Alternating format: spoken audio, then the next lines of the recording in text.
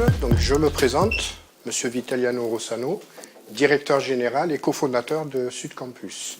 Donc, aujourd'hui, l'atelier de ce jour, ce sera donc le contrat de professionnalisation pour que vous puissiez, lors d'une embauche, expliquer un peu au cas où.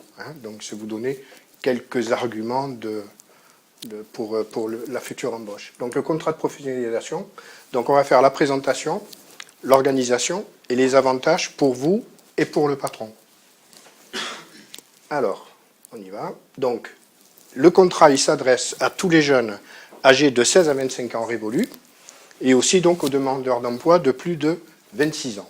Donc, vous êtes plus dans la première catégorie. Alors, continue. L'objectif d'un contrat de professionnalisation, c'est de permettre une qualification et de favoriser l'insertion et la réinsertion professionnelle. La réinsertion professionnelle, donc si on veut changer de cursus, donc, et après donc l'insertion. Alors, le contrat, bon, pour la préparation du BTS, donc ce sont des contrats à durée déterminée, mais ça peut être aussi un contrat à durée indéterminée. Ça, il faut bien l'expliquer. On peut être en contrat pro, mais avec un CDI. D'habitude, ils font des CDD. Comme ça, bon, vous avez votre période de professionnalisation, mais rien n'empêche de signer de suite un CDI et d'avoir le contrat de professionnalisation en même temps. Donc, ce sont des CDD de 6 à 24 mois. Le cursus BTS, c'est 2 ans. Donc, ça fera 9 et 9 à peu près entre 18 et 20 mois.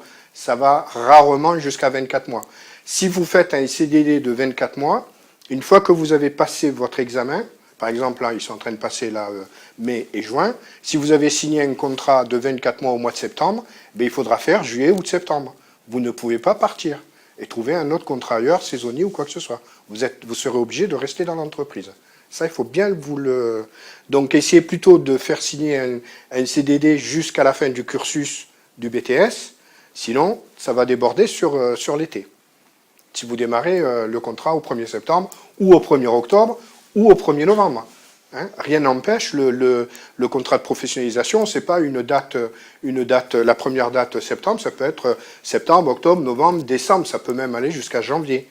Mais là, on sera plus sur un contrat de 10 mois ou 12 mois ou 16 mois que de 24 mois. C'est bon? D'accord? Donc le contrat, il est conclu entre l'entreprise, vous, et un organisme de formation qu'on appelle les OPCA, les OPCA. Donc, et votre formation, donc, elle sera prise en charge par l'OPCA de l'entreprise. Alors, ce qu'il faut savoir, c'est que les entreprises cotisent à une caisse de formation professionnelle continue, et c'est cette caisse-là qui va payer vos études à Sud Campus. Donc, ça ne coûte rien à l'entreprise, et ça ne vous coûte rien à vous. La seule chose, le coût de l'entreprise, c'est votre salaire. Mais les études faites sur Sud Campus, la formation à Sud Campus, ça ne leur coûte rien. C'est l'organisme de formation qui va payer pour eux. D'accord? C'est bon? Allez, on continue. Hop. Alors, le rythme. Alors, ça, c'est important parce que souvent, on a souvent des questions là-dessus. Le rythme, donc, vous avez 2 jours au centre de formation. Donc, les BTS, c'est le lundi et le mardi. Et le reste du temps, vous êtes en entreprise. Le temps de travail, c'est 35 heures. Dans ces 35 heures, il y a les 2 jours de formation compris. Ce n'est pas 35 heures plus 16 heures de cours. C'est 35 heures moins les 16 heures. Mais il faut faire ces 35 heures moins les heures de formation en entreprise. Donc si vous êtes ici, vous allez travailler mercredi, jeudi et vendredi. Et des fois, si c'est les entreprises de confection, il y a des fois les samedis. Vous avez droit à vos jours de congé de la semaine. Ensuite, quand vous faites des examens, puisque nous, à Sud Campus, on fait des examens blancs. Les examens blancs, c'est sur une semaine pleine. Cette semaine pleine, on envoie les plannings aux entreprises. Et ces semaines pleines, évidemment, vous n'irez pas en entreprise. Vous ferez donc le cursus chez nous pendant la semaine. D'accord ?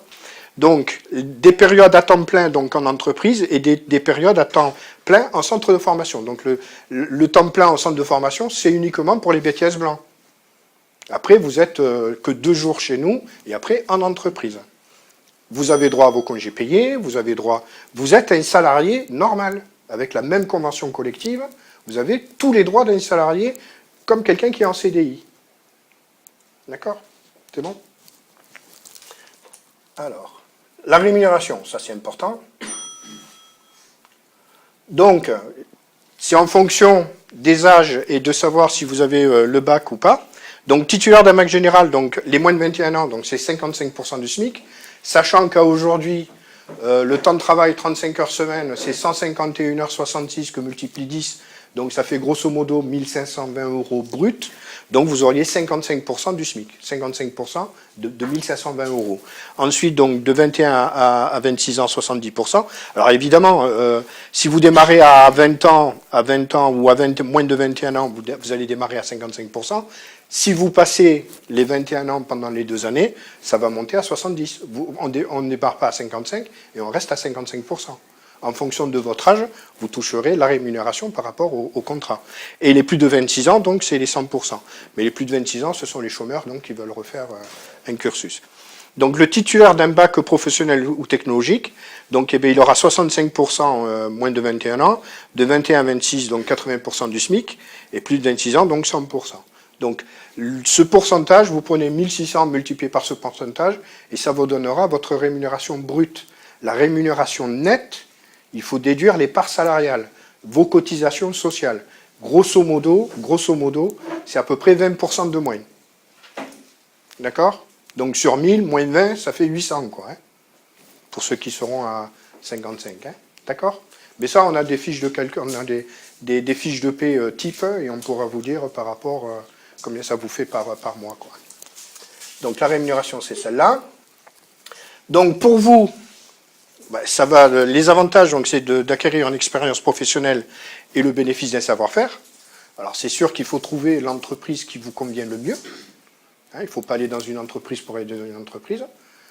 Donc, ensuite, l'aide et l'accompagnement d'un tuteur en entreprise, ça, on y fait attention, qu'il y ait un tuteur qui est bien nommé et qu'il vous forme bien sur le métier que vous voulez faire. Donc, la rémunération, évidemment, par rapport à un étudiant qui sera en initial, qui n'a personne, qui n'a que papa au moment où les travaux, les jobs d'étudiants, les jobs d'été qui permettraient de payer la formation. Et ensuite, donc, c'est une formation qualifiante gratuite.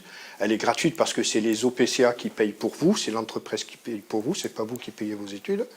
Et gratifiante, qualifiante, puisque le BTS, il est reconnu hein, par l'État. Hein, nous sommes agréés. Hein. Alors, donc pour l'employeur, alors il y a une erreur hein, il y a une petite erreur, je vais vous le dire de suite. Donc pour l'employeur, c'est de recruter un salarié motivé et bénéficiant des conditions avantageuses. Donc là, ce sera Bruno Constantin tout à l'heure qui vous dira comment établir la petite lettre de motivation par rapport à un CV. Donc ça, c'est la première approche. Quand on envoie un CV avec la lettre de motivation, la première chose qu'il va regarder, c'est la lettre de motivation. Si elle est bien faite, il va regarder le CV. Si elle n'est pas bien faite, ça va faire du classement horizontal. Donc, l'exonération de cotisation patronale, non, ce n'est pas une exonération. Le coût, les charges sociales sur un contrat de qualification, c'est grosso modo entre 6 et 10% du salaire. C'est plus l'exonération. Donc, le coût d'un salarié, quel que soit même un salarié au SMIC actuellement, les charges sociales, c'est entre 6 et 10%. Donc, si vous êtes payé 1 000 euros, en réalité, pour l'entreprise, ça lui revient à 1 100 euros si c'est 10%. D'accord ? Donc, bénéficier d'un profil polyvalent et dynamique, bon, évidemment, et aucune incidence, donc, sur le calcul de l'effectif de l'entreprise. Alors, c'est une donnée fiscale, c'est que les entreprises qui ont plus de 11 salariés cotisent à des taux supérieurs à une entreprise qui a moins de 11 salariés. Et vous, en tant que contrat contrat de qualification, vous ne rentrez pas dans l'effectif. Donc s'ils sont 10, souvent on dit non, je ne le prends pas parce que je vais passer à 11 et je vais surcotiser.